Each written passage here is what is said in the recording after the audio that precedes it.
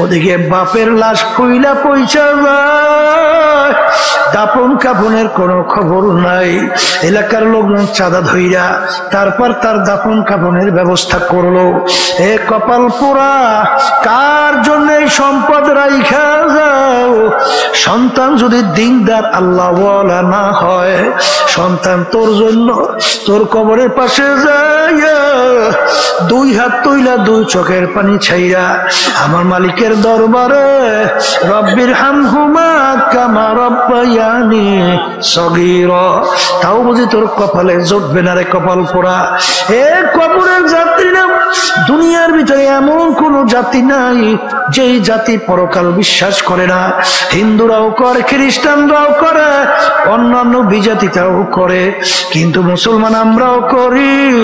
কিন্তু বাজান আজ পর্যন্ত মুসলমান জাতি ছাড়া অন্য কোন জাতি দুনিয়ার মধ্যে বুক ফুলাইয়া গলা টান কইরা কেউ কিন্তু দুনিয়ায় টেকতে পারে নাই। আমরা মুসলমান জাতি গলা ফুলাইয়া বুক টান কইরা আজকে দুনিয়ার ভিতরে চ্যালেঞ্জের মাধ্যমে বাইচা আছে। কপাল পুরোনাম ভালো কইরা মনকে বুঝাও, আজকে মুসলমানের ঘরে জন্মগ্রহণ কইরা খোদা না কাস্তা কিয়ামতের ময়দানে যদি জাহান্নামের শিকল হাতে পায় লাগে, এর সে কপাল পুরার সারে জাহানে হইতে পারে। এই যে আমার বাজানদেরকে বলবো, পর্দা আলে মা বোনদেরকে বলবো, বাজান দুনিয়া কিন্তু খুব চাকচিক্যময়, নিজে জাহান্নামের আগুন থেকে বাঁচো, আহাল পরিবার পরিজন সন্তানাদিকে জাহান্নামের আগুন থেকে বাঁচাও। এখানে আমার মালিকের হুকুম আছে না নাই? জোরে বলা আছে না নাই? আমিনু কামা আমানান নাস, আমার মালিক বলেন তোমরা ঈমান আনবা, তোমরা আমার উপরে বিশ্বাস রাখবা। কেমন বিশ্বাস, কেমন ঈমান আনবা? আল্লাহ রাব্বুল আলামিন ঈমানের ধরন বলেন, সাহাবায়ে কেরামরা যেভাবে ঈমান আনছিল, সাহাবায়ে কেরামরা আসতে কয়, সাহাবায়ে কেরামরা যেভাবে ঈমান আনছিল এইভাবে ঈমান আনো। সাহাবায়ে কেরামদের ঈমানের অবস্থা কেমন ছিল? হ্যাঁ, এই আবু বকর সিদ্দিক রাদিয়াল্লাহু তাআলা আনহু মুসলমান না? হ্যাঁ, যুদ্ধের ময়দানে ইসলামের পক্ষে যুদ্ধ করে।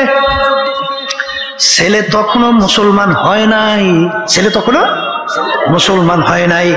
ওই ছেলে তো কাফেরের পক্ষে যুদ্ধ করে, পরবর্তী ছেলে মুসলমান হয়ে গেল। এক সময় ছেলে ডাক দিয়ে বলে, আব্বাজান অমুক যুদ্ধে এমন কায়দায় আপনি আমার সামনে পড়ছিলেন, ইচ্ছা করলে আপনাকে আমি কতল করতে পারতাম, কিন্তু যেহেতু আপনি আমার আব্বা এই জন্য আপনাকে আমি কতল করি নাই। আবু বকর সিদ্দিক রাদিয়াল্লাহু তাআলা আনহু বলেন, এ আমার বৎস শোনো, আমি খোদার কসম করে বলছি, ওই সময় যদি তুমি আমার সামনে পড়তাম, সঙ্গে সঙ্গে তরবারি দিয়ে তোমার মাথা আমি দ্বিখণ্ডিত করে ফেলতাম। কারণ কারণ কারণ তখন তুমি আমার আল্লাহর শত্রু, তখন তুমি আমার রাসূলের শত্রু, তখন তুমি ইসলামের শত্রু, তখন তুমি আমারও শত্রু। হে আল্লাহর বান্দারা, হাদিসের ভিতরে আসছে আল্লাহ রাসূল সাল্লাল্লাহু আলাইহি ওয়াসাল্লাম বলছেন, কিয়ামতের ময়দানে 7 প্রকার লোককে রব্বুল আলামিন ডাইকা ডাইকা তার স্পেশাল আরশে ছায়া দান করবে। কয় প্রকার? এর ভিতরে এক প্রকার হলো হুব্বু ফিল্লাহ বুগযু ফিল্লাহ, যারা মহব্বত রাখবেও আল্লাহর জন্য, অর্থাৎ আল্লাহর সন্তুষ্টির জন্য, আর যারা মহব্বত ভাঙবে ছাড়বেও আল্লাহর সন্তুষ্টির জন্য, এই দলীয় লোকদেরকে রব্বুল আলামিন ডাইকা তার আরশে ছায়া দান করবে। কথা ঠিক না ঠিক? বর্তমানে এক শ্রেণী আমার বাজানরা বেরোছে, দল করে, দল আসতে করে, কি করে বোঝেন নাই মনে হয়, কি করে? এই দলের নেতা নেত্রী ইসলামের বিরুদ্ধে আইন পাশ করলো না ইসলামের বিরুদ্ধে হুকুম দিল, আরে নাকি নাকি না নাকি করলো, চিন্তা ভাবনা না কইরা দল করে তো করে। দল ছাড়ে না। তাইলে এখন এই আল্লাহর হুকুমের বিরুদ্ধে যারা আইন পাশ করবে, আল্লাহর হুকুমের বিরুদ্ধে যারা অন্যায়কে প্রশ্রয় দেবে, আল্লাহর হুকুমের বিরুদ্ধে যারা মিথ্যাচার করবে, এদের সঙ্গে যারা দল করবে, এদের মহব্বত কি আল্লাহ রাজি খুশির জন্য না কার জন্য? হ্যাঁ, তুমি ভালো করে যাই না রাখো, নামাজ পড়তে পড়তে তোমার কপালে দাগ পড়তে পারে, তুমি তাসবিহ নিয়ে 24 ঘন্টা আমার মালিকের জিকির করতে পারো, হজ 10 বার করতে পারো, কিন্তু তুমি ভালো করে যাই না রাখো, তোমার মহব্বত যদি আল্লাহর জন্য না হয়, মহব্বত ছাড়াও যদি আল্লাহর জন্য না হয়, তোমার জায়গা ওই কিয়ামতের ময়দানে আল্লাহর আরশে হবে না। তাহলে কিন্তু আল্লাহ রাসূল সাল্লাল্লাহু আলাইহি ওয়াসাল্লাম হাদিস মিথ্যা হইয়া যায়। জোরে বলে নাউযুবিল্লাহ। আমি আমার ভাইদেরকে বলবো, পর্দা আলে মা বোনদেরকে বলবো, এক শ্রেণী আমার বাজানরা মনে করে নামাজ পড়ি যথেষ্ট, নাজাত পাইয়া জান্নাতের উঁচু মাকাম, একেবারে ফেরদাউস আছে না নাই? এই একটা গল্প শোনেন নাই? এই প্রবাদ বাক্য, স্বপ্নের মধ্যে আপনার দেশে, আমিও তো এই ভোলাইয়া নাতি, বুঝছেন, আমার নানা বাড়ি কিন্তু দেউল তালুকদের বাড়ি বুরহানুদ্দিন, বুঝছেন তো, আমি আপনাকে এই মাঠেরই তো সন্তান, তাই সেই হিসেবে বলতেছি, আপনাকে দেশে তো ওই শীতের দিনে হাঁসের গোশ খুব কায়দা করে খায়, তৈলাক্ত হাঁস নাকি, তৈলাক্ত হাঁসের গোশ আর রুটি পিঠা বানাইছে চাউল দিয়া, খুব সুন্দর মোলায়েম মশাদায়ক, বুঝলেন, ওদিকে হাঁসের গোশটাও খুব তৈলাক্ত হাঁস, পাকও খুব স্বাদ হইছে। এখন ঘুমে স্বপ্নের মধ্যে মজামাই দিয়ে হাঁসের গোশ আর রুটির পিঠা খায়, এর মধ্যে খায়, স্বপ্নের মধ্যে মজাও পাইছে, পেট ভরিয়া হাঁসের গোশও খাইছে, খাইলো, এ তো খুব আনন্দ। এই হাঁসের গোশ আর রুটির পিঠা এই স্বপ্নের পেট ভরছে, পেট ভরছে, বরঞ্চ পাশে যে খেতা ছিলেন তো চাবাইয়া ফাতা ফাতা জোরে আসবেন না, জানি ওই হাঁসের গোশ রুটি চাবাই কেউ দিলে খাতা চাবায়, জোরে বুঝছেন কথা? তাহলে ওই স্বপ্নের হাঁসের গোশ রুটি পিঠায় কোনোদিন পেট ভরে না। যারা নাকি অমা খলাকতুল জিন্না ওয়াল ইনসা ইল্লা লিয়াবুদুন, মালিক তোমাকে আমাকে বানাইছে তার হুকুম অনুযায়ী চলা। এই আল্লাহর বান্দারা, পর্দা আলে মা বোনেরা, আমরা নামাজ পড়ি, আমরা রোজা রাখি, মালিকের হুকুম পালন করি, আমাদের নামাজ দিয়ে আমার মালিকের কিন্তু কিছু আসে যায় না। এই তোমার আমার নামাজ দিয়ে আল্লাহ করবে কি? আসতে কদিন আর নামাজ দিয়ে কোনো কাজ আছে? এই আমরা রোজা রাখি, রোজা দিয়ে আল্লাহ করবে কি? কোনো কাজ আছে? আমরা হজ করি, হজ দিয়ে আল্লাহ করবে কি? কোনো কাজ আছে? আমরা কোরবানি পশু জবাই করি, এর রক্ত গোশত আল্লাহ দেয় কি? নেয় কি? দেখে কি পায়? তোমার আমার ভিতরে অবস্থান, কথা ঠিক কিনা?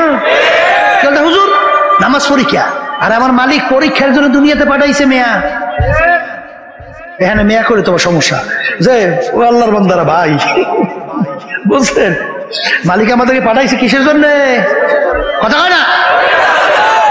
পরীক্ষার জন্য। আমার মালিক বলছেন লিয়াবলুয়াকুম আইয়ুকুম আহসানু আমালা, আমি পরীক্ষার জন্য পাঠাইছি, আমার হুকুম অনুযায়ী কেটা করো আর কেটা করো না, এই জন্য আমি স্বাধীনতা দান করছি। পরীক্ষার ফলে ছাত্রছাত্রী পরীক্ষা দেয় 3 ঘন্টার জন্য, ওখানে কোনো বাধা নিষেধ আছে? বা মনে করে তা লেখে, বাধা দেওয়ার কোনো আইন আছে? তাহলে পরীক্ষার হলে স্বাধীনতা দিয়া আমার মালিক বলতেছে এইটা কর, এইটা করিস না, আমি দেখবো আমার কথা মানো কিনা। কথা বলছেন? যারা মানবে আমার মালিক তাদের জন্য বেশারা সুসংবাদ, তোদের জন্য আমি মেহমানখানা বানাইয়া সাজাই আমি অপেক্ষা করতে আছি। এই কথা ঠিক না? ঠিক। আর যদি আমার কথা অনুযায়ী না চলো তাহলে জেলখানাও বানাইছি। ওই জেলখানার মধ্যে এক এক অপরাধের জন্য বিচারকের সামনে যখন আসামি বলে স্যার অন্যায় করছি একটা, মাফ করিয়ে দেন, আর করবো না, ওয়াদা করতেছি, জজ সাহেব মাফ করে না? করে। বলে ওরে আসামি, মাপের কোনো আইন নাই। অন্যায় একটা করছো, একটা শাস্তিই দেব, দুইটা দেব না। কথা ঠিক? তাহলে এক ওয়াক্ত নামাজ পড়বেন বলতে বলতে অন্য ওয়াক্ত আসছে। কেউ যদি ইচ্ছা করে এক ওয়াক্তের নামাজ নিয়ে অন্য ওয়াক্তে কাজা কইরা পড়েন, এই অপরাধের জন্য 2,88,00,000 বছর জাহান্নামের আগুনে জ্বলা লাগবে। একটা রোজা যদি কেউ ইচ্ছা করে ছাইরা দেন রমজান মাসে, কম পক্ষে 70,000 বছর জাহান্নামের ওই জেলখানা আগুনে জ্বলা লাগবে। কেউ যদি ইচ্ছা করে একটা মিথ্যা কথা বলেন, একটা কবিরা গুনাহ হবে, আর একটা কবিরা গুনার জন্য কমপক্ষে 7,000 বছর জাহান্নামের আগুনের ভিতরে জ্বলতে হবে। কেউ যদি যেই মহিলাদের সঙ্গে দেখা দেওয়া জায়েজ নাই, সেই মহিলাদের সঙ্গে যদি ইচ্ছা করে দেখা দেন, একটা কবিরা গুনাহ হবে, আর একটা কবিরা গুনার জন্য কমপক্ষে 7,000 বছর জাহান্নামের আগুনে জ্বলতে হবে। এ আল্লাহর বান্দারা, আল্লাহ রাসূল সাল্লাল্লাহু আলাইহি ওয়াসাল্লাম বলেন, কেউ যদি হারাম মালের দ্বারা রক্ত এবং গোশত তৈরি হয়, তার জায়গা জাহান্নাম, ছাড়া হবে না। আমিনু কামা আমানান নাস, তোমরা ঈমান আনো সাহাবায়ে কেরাম যেভাবে ঈমান আনছিল। বাজান একটা উদাহরণ খেয়াল রাখা দরকার। আবু বকর সিদ্দিক রাদিয়াল্লাহু তাআলা আনহু গোলাম ছিল, আজাদ করে দিয়া বলে, গোলাম তুমি আজাদ। মাঝে মাঝে কিছু খাদ্য নিয়ে আসতে বলে, নিয়ে আইসো। মাঝে মাঝে খাদ্য নিয়ে আসে। তুমি কিভাবে কামাই করছো? যখন দেখতেন হালাল তিনি খাইতেন। বাজান একদিন পেটও আবু বকর সিদ্দিক রাদিয়াল্লাহু তাআলা আনহু, তার পেটে বড় ক্ষুধা। গোলাম খাদ্য নিয়ে আসছে, জিজ্ঞাস না কইরে খাদ্য খাইয়া ফেললো। গোলাম ডাক দিয়ে বলে, হযরত আপনি না জিজ্ঞাসা করে কেন খাদ্য খাইলেন? তখন বলেন, বাবা তুমি তো অন্য সময় হালাল উপায়ে তুমি আনো, আজকেও চিন্তা করছি হালাল উপায়ে আনছো, পেটেও বড় ক্ষুধা, জিজ্ঞাসা না করে খাইয়া ফেলছি, এখন বলো কিভাবে তুমি কামাই করছো? গোলাম বলে, হুজুর আমি যখন কাফের ছিলাম, জাদুবিদ্যার মাধ্যমে একটা লোককে তদবির করছিলাম, সেই লোকটার সঙ্গে এখন দেখা, লোকটা ভালো হয়ে গেছে, ওই যে ভালো হয়েছে ওই বিনিময় আমাকে এই খাদ্য দিছে। তখন আবু বকর সিদ্দিক রাদিয়াল্লাহু তাআলা আনহু বলেন, আল্লাহু আকবার, আল্লাহু আকবার। বাজান জাদুবিদ্যার মাধ্যমে তদবির করা কামাই সম্পূর্ণ হারাম, তুমি তো আমাকে হারাম খাওয়াইছো। এই কথা বলে তিনি গলার ভিতরে আঙ্গুল দেওয়া শুরু করলো। লোকেরা বলে, হযরত আপনি তো না যাই না খাইছেন, আল্লাহ তো মাফ কইরা দেবে। আর বর্তমানে যদি আমাদের যুগ হইতো, কত ফতুয়া বের হইতো, তার কোনো শেষ নাই। কথা ঠিক না? ঠিক। এই আর সে বলতেছেন হারাম খাদ্য আমার পেটের ভিতরে আমি হজম হইতে দেবো না। হযরত তাইলে পেট ভইরে পানি খান, পানি খেলে গলার ভিতরে আঙ্গুল দেওয়ার সঙ্গে সঙ্গে খাদ্য বের হয়ে আসবে। তিনি পেট ভইরে পানি খেইল, গলার ভিতরে আঙ্গুল দিল, বমি হলো, তারপরে হারাম ওই খাদ্য ভিতর থেকে বের হয়ে আসলো। তিনি বলেন, আলহামদুলিল্লাহ, হে আমার মালিক, দয়া মায়া করে হারাম খাদ্য আমার থেকে বের করছেন। এই ছিল তাদের ঈমান, এই ছিল ঈমান। আর বর্তমানে একদল বের হইছে, এই ক্ষমতা পাইয়া ক্ষমতা সম্পূর্ণ দলের সঙ্গে জড়াইয়া টেন্ডারবাজি, সাদাবাজি, জুলুমবাজি, মিথ্যাবাজি, ধোঁকাবাজি, এইটা করে সম্পদ তো গুছায়। শুধু তাই না, এই কানাডা সহ বিভিন্ন দেশে বেগম পাড়া পর্যন্ত তৈরি করে। ওদিকে যখন বয়স হয়, তখন যায় কই, কোলে বললেন নেতায় হজ করতে যায়,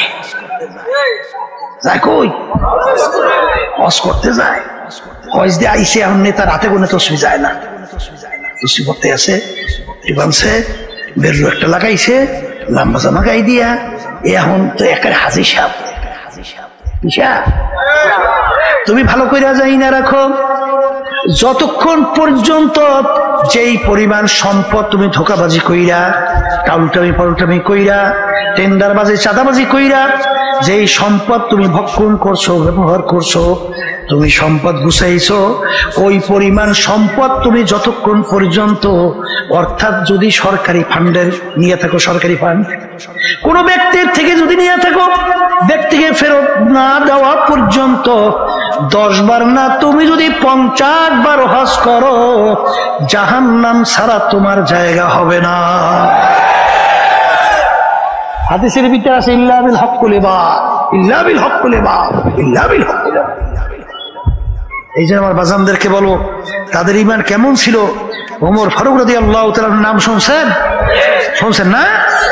নীল নদীর নাম শুনছেন? নীল নদী, এই নীল নদীর আস্তে আস্তে আস্তে নীল নদীর এই প্রতি বছর একটা নিয়ম ছিল, একটা সময় পানি শুকিয়ে যাইত, আর ওই পানি শুকাইলে ওই নীল নদীর পানি খেইয়া লোকজন বাঁচে, আর ওই পানি দিয়ে ফসলাদি হয়। পানি শুকিয়ে গেলে মানুষ সব শেষ, কিন্তু করা লাগবে কি, একটা সুন্দরী যুবতী, একটা মেয়েকে ওই নীল নদীর ভিতরে বলি দেওয়া লাগবে, বলি বলি বলেন সবাই। তাহলে নীল নদীর পানি জারি হইত, চালু হইত। এখন ইসলাম যখন নাকি আমিরুল মুমিনিন ওমর ফারুক রাদিয়াল্লাহু তাআলা তার আয়াতের ভিতরে যখন নীল নদী পরিচালনার দায়িত্ব এলাকায় এসে গেছে, এখন নিয়ম অনুযায়ী তো নীল নদীর পানি শুকাইছে। এখন নিয়ম কি, সুন্দর একটা যুবতী মেয়েকে বলি দেওয়া ইসলামে জায়েজ আছে না? ও কয় কি জায়েজ নাই? এখন দেখবেন এক শ্রেণী কিন্তু ফতুয়া বাড়ি করবে, এই মিয়া লক্ষ লক্ষ মানুষ, তাদের জীবন বাঁচা লাগে না, একটা জান গেলে করার কি, অন্তত লক্ষ লক্ষ মানুষ জীবন তো বাঁচাইতে হইবে, তাহলে একটা তো বলি দেওয়াই দেখবে।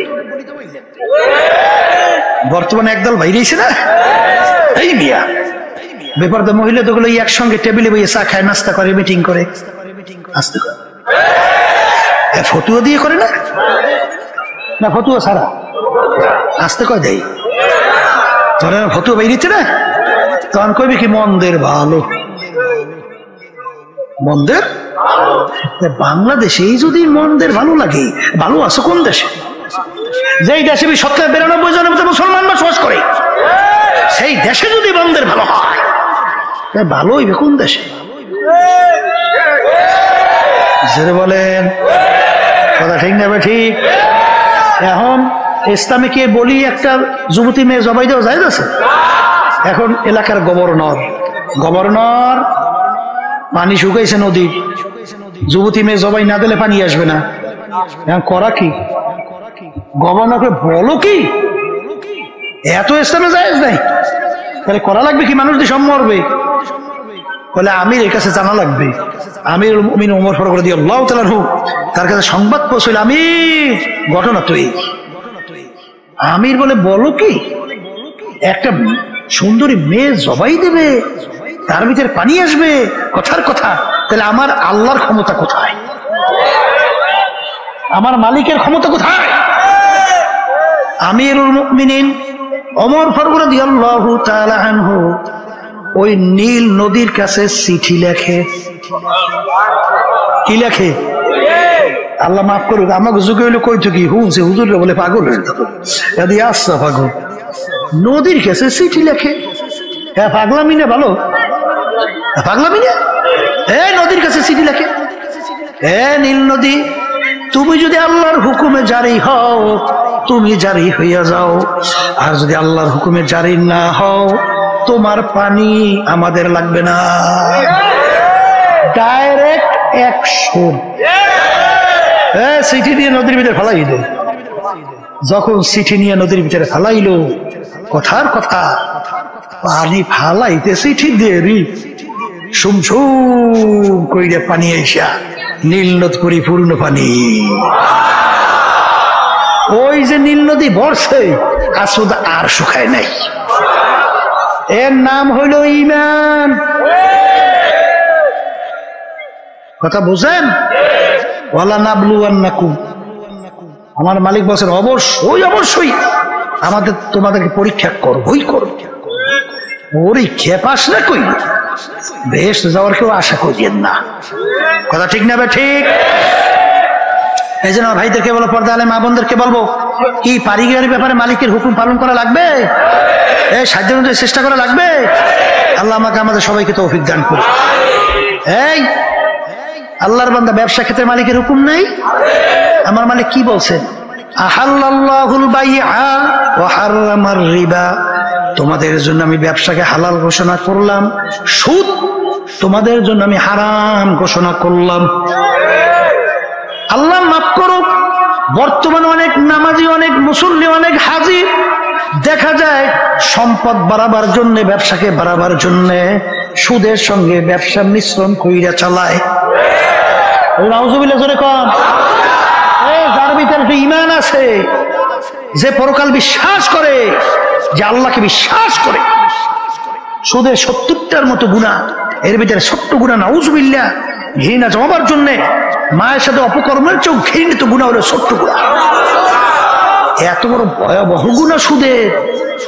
এই হারামে আরাম আছে? আপনাদের এলাকায় সুদ তো থাকারই কথা, আমাদের এলাকায়ও আছে। যেই করে সুদের সাথে জড়িত, আমি পরীক্ষা করে দেখছি 100টার মধ্যে 100টা অশান্তি, একেবারে অশান্তি আর অশান্তি, শান্তি বলতে নাই। জোরে বলেন কথা ঠিক কিনা? আর মেয়ে অন্তরে শান্তি হলো বড় শান্তি, কথা ঠিক না? আর ব্যবসাকে আল্লাহ হালাল ঘোষণা করছেন। এই যে সদিকিন ব্যবসায়ী হবে, সৎ ব্যবসায়ী হবে, আল্লাহ রাব্বুল আলামিন তাকে নবীদের সঙ্গে হাসর করাইবেন, সিদ্দিকিনদের সঙ্গে হাসর করাইবেন। কি ঠিক না? তাহলে ব্যবসা ক্ষেত্রে আল্লাহ হুকুম আছে না? রাজনৈতিক ক্ষেত্রে আমার মালিকের হুকুম আছে না নাই? অনেকে কিন্তু এই ভুলটা এখনো যায় না। আবার সব ওলামায়ে কেরাম আমরা ঠিক মতো আলোচনা আল্লাহ জানে করতে পারি কিনা তাও কইতে পারি না। এই অনেকে রাজনীতির ব্যাপারে মনে হয় ইসলামের নাই, এরকম একটা ভাবই দেখায়, কথা ঠিক না বেঠিক? আমি বাজানদেরকে সংক্ষেপে বলি, এই আমরা নামাজ পড়ি, কার হুকুম পালন করি? আল্লাহ কি বলছেন? আকিমুস সালাহ। নামাজ পড়তে কইছে না প্রতিষ্ঠা করতে কইছে? কি করতে কইছে? প্রতিষ্ঠা করতে কইছে। আচ্ছা, এই জন্য আমরা নামাজ পড়ি না? তাহলে মালিক যে বলছেন তোমরা নামাজ প্রতিষ্ঠা করো, সেই মালিকই তো কোরআনুল কারীমের বলছেন আকিমুদ্দিন। তোমরা দিন কি করো না? আল্লাহ বলছে তুমি নিজে ব্যক্তি দিন অনুযায়ী চলো, এটা বলছে? কি বলছে? দিন প্রতিষ্ঠা করো, নিজে, পরিবার, সমাজ, রাষ্ট্রের ভিতরে দিন প্রতিষ্ঠার জন্য সাধ্য অনুযায়ী চেষ্টা করো। এই যে আমাদেরকে যত গালি দেন আর যা করেন, আমরা রাজনীতি করি কে বুঝছেন? রাজনীতি করি আল্লাহর হুকুম পালন করি, কথা ঠিক এটা? আল্লাহর বান্দারা, আলিয়াউমা আকমালতু লাকুম দীনাকুম ওয়া আতমামতু আলাইকুম নি'মাতি ওয়া রাদিতু লাকুমুল ইসলামা দীনা, কথা ঠিক কিনা? তাহলে দিন পরিপূর্ণ, দিনের ভিতরে বাড়তি কম থেকে কোনো দিক নাই। তাই দিন আসছে শুধু ব্যক্তি কেমনে চলবে এই যে শিক্ষা দেওয়ার জন্য না? পরিবার কেমনে চলবে, সমাজ কেমনে চলবে, রাষ্ট্র কেমনে চলবে, এই আন্তর্জাতিক ভাবে কিভাবে তোমার সম্পর্ক থাকবে, এর সব শিখাবার জন্য দিন আসে নাই? হ্যাঁ, ওই এক খ্রিস্টান না জানি বিজাতি এক মুসলমানকে প্রশ্ন করলো, তোমাদের নবী একেবারে নিম্নমানের, একেবারে নিচু শ্রেণীর নবী। নাউজুবিল্লাহ কন্যা বলে তা কেমনে? বলে তাকে আমার নবীর নিম্ন শ্রেণী কি? বলে তোমাদের নবী পায়খানা প্রস্রাবে কেমনে যাইতে হয়, কি দোয়া পড়তে হয়, পায়খানা প্রস্রাব নিয়ে আলোচনা করে। তাহলে পায়খানা প্রস্রাবের কি একটা নিম্নমানের জিনিসটা, এইটা নিয়ে যে আলোচনা করে, তাহলে সে নিম্নমানের লোক। নাউজুবিল্লাহ। তখন মুসলমান বলতেছে কপাল পোড়া, আমার নবী যে বিশ্ব নবী, তার বাস্তব হলো এইটা। বলে তা কি? আমার নবী একেবারে নিচ থেকে নিচ, ছোট থেকে ছোট, একেবারে উপর থেকে উপর, শেষ পর্যন্ত একেবারে কিভাবে মানুষটার দুনিয়া জিন্দেগি চালাবে, এই সব বিষয়ের উপরে আমার নবী একটা শিক্ষা দিয়েছে। তাহলে যে সব বিষয়ে একটা শিক্ষা দেয় সে বিশ্ব নবী, এই কথা ঠিক না ভাই? ঠিক। এই জন্য আর ভাইদেরকে বলো, পর্দা আলে মা বোনদেরকে বলবো, মনে করছেন আমরা কি বুঝি না মিয়া? এই রাজনীতি পথ, এটা যে একটা পিচ্ছিল পথ, কাঁটাযুক্ত পথ, এটা আমরা বুঝি না মিয়া, এটা আমরা বুঝি না। আজকে ইসলামী আন্দোলন বাংলাদেশের প্রায় 36 বছর বয়স পার হয়ে যাইতেছে, একটা এমপিও আমাদের দল থেকে সংসদে আছে, কথা কয় না। আমরা বুঝি দুই একটা এমপি একটু এদিকে ওদিকে চোখ ঘুরাইলে হ্যাঁ বুঝি পাই না, কথা কয়। না ভাই, আপনারা বুঝবেন তো আমি জানি, আপনারা তো বুঝবেন না। ইংরেজি কথা বলছেন, টাকার কথা বলে শত শত টাকা তো আল্লাহর রহমতে আমনে দোয়ায় বলতে গেলে তো ইসলামী আন্দোলনের জন্য অন্টু, এত আপনারা বুঝবেন না, এত আল্লাহর রহমতে আমি বুঝি, আমি জানি সব কথা। কি কিছু বুঝেন নাই? এই সাপ সাপ জানাইয়ে দিছি, রাজনীতি করি ইসলামের জন্য, দেশের কল্যাণের জন্য, মানবতার কল্যাণের জন্য। কোন এমপির জন্য, কোন মন্ত্রিত্বের জন্য, কোন সম্মানের জন্য, কোন সম্পদের জন্য রাজনীতি করি না। আর ওই লোক দেখাই আল্লাহর রহমতে আপনাদের দোয়ায় কোনো কাজ হবে না। আলোচনা করতেছিল তখন আমি বলতেছিলাম কিছুদিন আগে, আমি বলছি এখন যদি ঘোষণা করেন আপনি প্রধানমন্ত্রী, এটা যদি এখন ঘোষণা করেন আমি কি প্রধানমন্ত্রী, আল্লাহর রহমতে আপনাদের দোয়ায় এখন যে আমার দিলের হালত, প্রধানমন্ত্রী ঘোষণা করার পরও আল্লাহর রহমতে এক কিঞ্চিত গুণ হয় নড়চড় হবে না ইনশাআল্লাহ, আল্লাহর রহমতে আপনাদের দোয়ায়। কথা ঠিক না ভাই? ঠিক। এই জন্য আমার ভাইদেরকে বলা দালে মা বোনদেরকে বলবো, কারণ বোঝেন নাই, কোরআন কারীম সত্য আসতে কয়। এখন দুনিয়া সম্পর্কে একটু চিন্তা মোরাকাবা মানুষ করবে না? আখিরাত সম্পর্কে একটু মোরাকাবা চিন্তা মানুষ করবে না? হাকিকত সে তো দুনিয়া বেখবর হ্যায়, দুনিয়া কি নুমাইশ পর নজর হ্যায়। হে বাদশার দলেরা, বড় লোক আমার বাজানরা, হে বড় বংশের আমার বাবারা, হে সৌন্দর্য বিভিন্ন কায়দায় সম্মানিত আমার বাবারা, হে মেম্বার, চেয়ারম্যান, এমপি, মিনিস্টার আমার বাবারা, হে পীর, মুফতি, মুহাদ্দিস আমার বাবারা, হে বড় বড় সম্পদের মালিক আমার বাবারা, মাঝে মাঝে একটু চক্ষু বন্ধ করো, একটু মুরাকাবা করো, একটু চিন্তা করো। ফেরাউন মাওলার সঙ্গে চ্যালেঞ্জ দিয়া খোদাই পর্যন্ত দাবি করছিল বাজান, এত বড় শক্তিধর দুনিয়ার ভিতরে থাকা অবস্থায় বনি ইসরাইলের ছেলে সন্তানগুলো ধৈরা ধৈরা জবাই করছিল। এত বড় শক্তিধর জালেম, আরে ওকে আমার মালিক দুনিয়া এত আরামে রাখছিল। ইতিহাসের ভিতরে দেখা যায় 750 বছর পর্যন্ত এ ভিতরে একটু সর্দি জ্বর হয় নাই, এত আরামে আমার মালিক ওকে দুনিয়ায় রাখলো। ওর এত বড় পাওয়ার, আমার মালিক ওকে এমন ক্ষমতা দান করলো, নীল দরিয়ার পানি ওর কথায় ভাটা জোয়ার হয়। আর ওর বাড়ির দরজায় এমন একটা গাছ ছিল, যেই গাছের পাতা যেগুলো রোগের নিয়াত কইরা খাওয়ার সঙ্গে সঙ্গে রোগ ভালো হয়ে যাইতো। এত বড় শক্তিধর, যখন ওর হায়াতের বেড়া পার হইয়া গেল, আমার মালিক ওকে নীল নদীর ভিতরে ফালাইয়া এরপরে চুবাইয়া চুবাইয়ার পর আমার মালিক মারছে। বলে কথা ঠিক না বেঠি? সাদ্দাত মাওলার সঙ্গে চ্যালেঞ্জ করলো, আরে মালিকের বেহেশতে যাবে না, ওর কথিত নতুন বেহেশত তৈরি করলো। সাদ্দাতের বেহেশত কমপ্লিট দেখার জন্য দলে বলে যখন গেল, যাইয়া দেখে বেহেশতের দরজায় বাজান বুড়া দাঁড়াইয়া আছে। এই বুড়াটা কে? বুড়া ডাক দিয়া বলে, সাদ্দাতের আমি আজরাইল আছি তোর জান কবজ করার জন্য। আস্তে জানটা নিয়ে গেল, ধক্কা জমিনে পইরা রইল। ওই সাদ্দাতের সম্পদ, কই সাদ্দাতের সম্মান, কই সাদ্দাতের বেহেশত? এখন তাকাইয়া দেখো, সাদ্দাত ধারাশ হইয়া দুনিয়ার ভিতরে জমিনের ভিতরে পইরা রইল। বাজান ইতিহাস পইরা দেখো, তাম দুনিয়ার মোট 4 জন লোক রাজত্ব করলো। এর ভিতরে 2 জন মুসলমান, 2 জন অন্য জাতি। এর ভিতরে বাদশা সিকান্দার, ইস্কান্দার বাদশা যাকে বলা হয়, ইন্তেকালের আগে ওসিয়ত করছিল, আমার মৌতের পরে গোসল করাইয়া কাপড় পরাইয়া হাত বাহিরে রেখে খাটের ভিতরে উঠাইয়া শহর ঘুরাইয়া দাফন করিও। তিনি বললেন, কেন?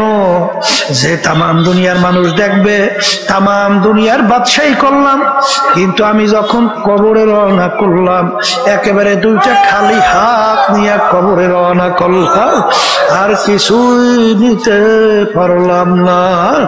এ বড় লোক আমার বাবারা, কার জন্য জীবন শেষ করতেছো? কোন দলের জন্য, কোন নেতা নেত্রীর জন্য। একটু মাঝে মাঝে চক্ষু বন্ধ করো, মুরাকাবা করো।